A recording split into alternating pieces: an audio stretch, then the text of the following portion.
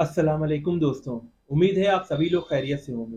दोस्तों जब आप ये वीडियो देख रहे हैं तो ज़ाहिर है कि या तो आप या आपका कोई रिलेटिव ज़रूर उम्रे पे या हज पे जा रहा है। तो अल्लाह ताला से दुआ है कि आप सभी लोगों के हज और उम्रे को अल्लाह ताला कबूल फरमाए और आप लोग भी हम लोगों के लिए दुआ में ज़रूर याद रखिएगा।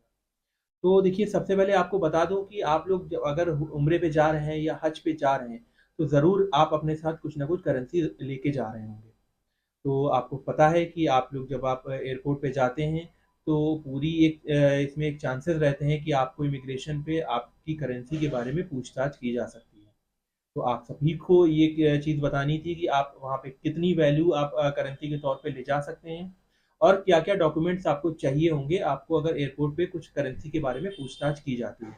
तो सबसे पहले आपको बता दें कि आरबीआई की तरफ से एक बंदे के ऊपर जो लिमिट तय करी गई है इंटरनेशनल ट्रैवल के टाइम पे, तो वो 3000 यूएस डॉलर की होती है। यानी कि अगर आप यूएस डॉलर को सऊदी रियाल में कन्वर्ट करेंगे तो तकरीबन ये मान के चलिए आप सवा 2 लाख इंडियन रुपीस के रियाल लेके जा सकते हैं इंडिया से अगर आप जा रहे हैं तो।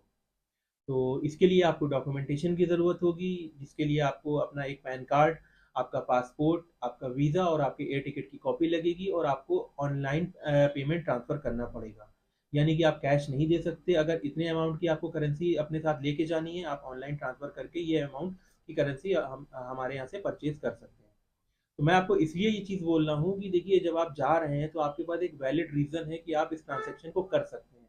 ये आपका खर्चे में आप इसको अपना दिखा सकते हैं, आप अपने इसके लिए इनकम टैक्स में अपने वकील से भी पूछ सकते हैं, सीए से पूछ सकते हैं कि ज़ाहिर है कि आप उम्रे पे जा रहे हैं या हज पे जा रहे हैं, तो आप अपने अकाउंट से ये ऑनलाइन पेमेंट अगर आप ट्रांसफ़र करते हैं हमारे अकाउंट में, तो आपके ऊपर ऐसी कोई भी प्रॉब्लम आनी नहीं है क्योंकि ज़ाहिर है कि आपके पास एक वैलिड प्रूफ़ है, आप इंटरनेशनल ट्रैवल कर रहे हो, तो क्यों नहीं आप एक प्रॉपर ट्रांज़ैक्शन करके अपनी करेंसी को बाकायदा बिल के साथ में एयरपोर्ट पे लेके जाएँ।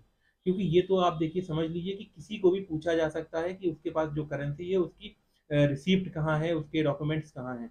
तो जब आप हमको ये सारी चीज़ें करके देते हैं, तो हम आपको पूरी रिसीप्ट के साथ में आपकी आपकी करेंसी आपको हैंडओवर करते हैं जो आप यहाँ से लेके सऊदी अरब के एयरपोर्ट तक भी शो कर सकते हैं।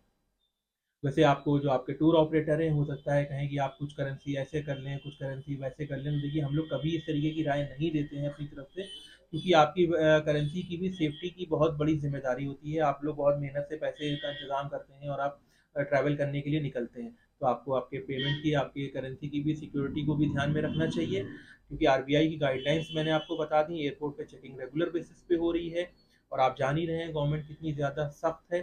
तो इसलिए आप ये सारी चीज़ें करा के जाएँ तो आपके लिए बेहतर होगा। हमारी तरफ से यही राय थी, हमारे पैकेजेज़ के बारे में मैंने आपको बता रखा है और रेगुलर बेसिस पे जो भी नए पैकेजेज़ बन रहे हैं, वो भी हम आपके साथ अपडेट करते रहते हैं। अगर बात नहीं हो पाती है कमेंट सेक्शन में तो आप लोग हमें डायरेक्टली कॉल कर लें या व्हाट्सएप करके भी मैसेज कर सकते हैं। और कोई नई अपडेट होगी तो ज़रूर आपके साथ शेयर करेंगे। इस बात को ज़रूर ध्यान में रखिएगा जो मैंने आपको बातें बताई क्योंकि आपकी सिक्योरिटी, आपकी सेफ्टी बहुत ज़रूरी है करेंसी की।